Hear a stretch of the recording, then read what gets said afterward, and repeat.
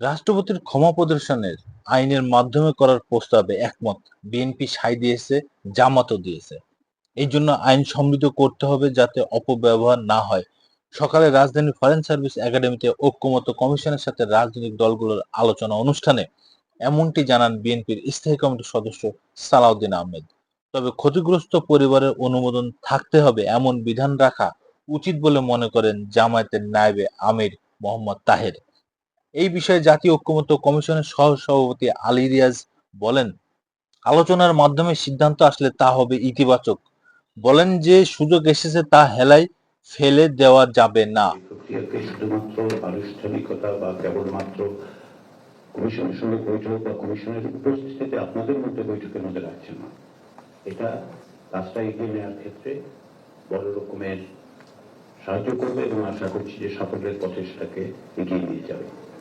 মূলত তিনটি বিষয় নিয়ে আলোচনা হচ্ছে। এর মধ্যে প্রথম যে বিষয়টি রাষ্ট্রপতির ক্ষমা প্রদর্শন, যেটি সংবিধানের ৪৯তম আর্টিকেলের সাথে জড়িত, সেখানে এটি সংশোধনের সুপারিশ করা হয়েছে।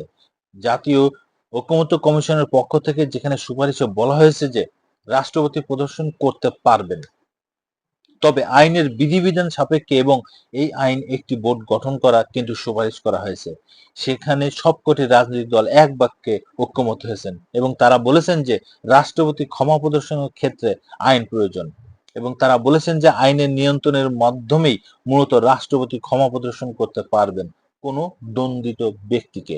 তবে আইনটি কিভাবে হবে, সেই বোর্ড এ কারা থাকবেন, এই পুরোটা মূলত সংসদ পরবর্তী সংসদে যেটি রয়েছে সেটা ঠিক করবে বলে রাজনৈতিক দলগুলোর পক্ষ থেকে বলা হয়েছে। বলা যায় যে প্রথম আলোচ্য বিষয়টিতে রাজনৈতিক দলগুলো একমত হয়েছেন। দ্বিতীয় যে বিষয়টি সেটা নিয়ে এখনো আলোচনা চলছে। দ্বিতীয় বিষয়টি হচ্ছিল বিচার বিভাগের বিকেন্দ্রীকরণ, যেখানে ঐক্যমত্য কমিশনের পক্ষ থেকে সুপারিশ করা হয়েছে যে ঢাকার বাইরে বিভাগীয় পর্যায়ে হাইকোর্ট বিভাগের স্থায়ী বেঞ্চ থাকবে এবং এর মাধ্যমে যারা বিচার প্রত্যাশী রয়েছেন তারা ন্যায় বিচার পাবেন। এছাড়া উপজেলা পর্যায়ে ম্যাজিস্ট্রেট আদালত থাকবে। এরকম একটি সুপারিশ করা হয়েছে ঐক্যমত কমিশনের পক্ষ থেকে। এই বিষয়ে বিএনপির পক্ষ থেকে বক্তব্য দিয়েছেন সালাউদ্দিন আহমেদ।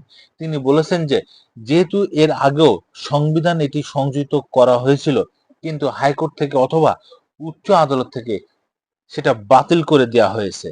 সেই অভিজ্ঞতা থেকে এরকম এই যে প্রস্তাব করা হয়েছে সেটি যাতে ঢাকার বাইরে বিভাগীয় পর্যায়ে বছরে একবার অস্থায়ী আদালত যাতে স্থাপন করা যায় সেই বিষয়ে সুপারিশ করা হয়। সেই বিষয়ে প্রস্তাব দেওয়া হচ্ছে বিএনপির পক্ষ থেকে। তবে ইসলামী পক্ষ থেকে বলা হয়েছে যে অন্তত ঢাকার বাইরে ৪টি বিভাগে স্থায়ী হাইকোর্ট যাতে স্থাপন করা হয় সে বিষয়ে জামাতের পক্ষ থেকে সুপারিশ করা হয়। বলা যায় যে এই বিষয়টি নিয়ে এখনো দ্বিমত রয়েছে। কমিশনের রাজনৈতিক দলগুলো তারা ঐক্যমত্য পৌঁছানোর চেষ্টা করছেন।